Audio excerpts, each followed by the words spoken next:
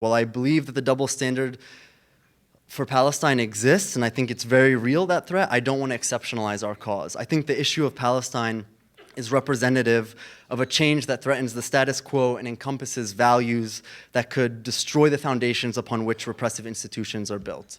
GMU Students Against Israeli Apartheid first formed as an ad hoc committee during Israel's Operation Pillar of Cloud. While an SJP chapter already existed on our campus, they were ardently anti-BDS and thought protests to be too radical. From its inception, SAYA faced tremendous discrimination from the GMU's administration. Every action we took on campus was met with immediate response from the administration. Now, before we were ever granted our club status, we were actually threatened with termination. Now, because the university had frozen our application, we were forced to meet outside. While this was an inconvenience, it actually turned out to be a subversive act that would fuel the university's overall discomfort by our existence. Let me see that here.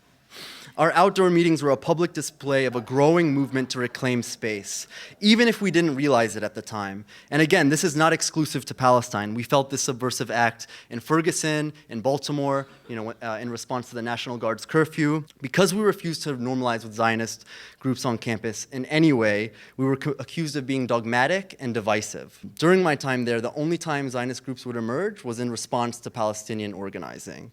And because we refused to engage with them in official fora, much of the campus community rejected the false parody, of Israelis and Palestinians being on equal sides and kind of the myths of Zionism and the origin of the project. But education for the sake of education alone is not enough. If you're not putting people and galvanizing people into political action, you're really just pontificating and sitting in these rooms. And it's fun to talk theory, but we wanted to see a material change. We wanted to see ways that we can actually support our allies, where people can feel empowered and have agency.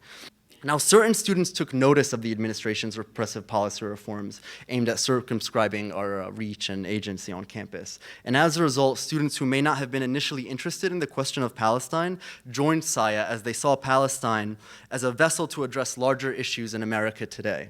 The question of Palestine was no longer solely a critique of Zionism, rather it was a lens in which the campus community could begin to understand power dynamics on campus. We can observe that all it took was one small group of students. We started as 8 people, just causing constant noise all the time, no matter what. Whatever we could, we were just reclaiming as much space. And even the voice and the noise, that is a part of reclaiming space. That is putting out your affect, right? It's important that we fight tooth and nail against the backlash facing Palestinian activism. I'm not saying this because I'm Palestinian, but because what happens next will reflect how those in power will address social movements at large. If our work isn't grounded in anti-imperialist, anti-racist, feminist, queer liberation ethics, we must ask ourselves, what is the point of what we're doing? We're working so hard to hopefully create a new world. Let's break free from the paradigms that we've been put in, right? We can do it outside of what we've been told the ways that we're supposed to do. We need to ask, who are the people that we're making appeals to, right? Is it important to have everyone in the room? And I think if we do this, we will undoubtedly dismantle the institutions that are built upon our oppression and that seek to protect the status quo. So thank you.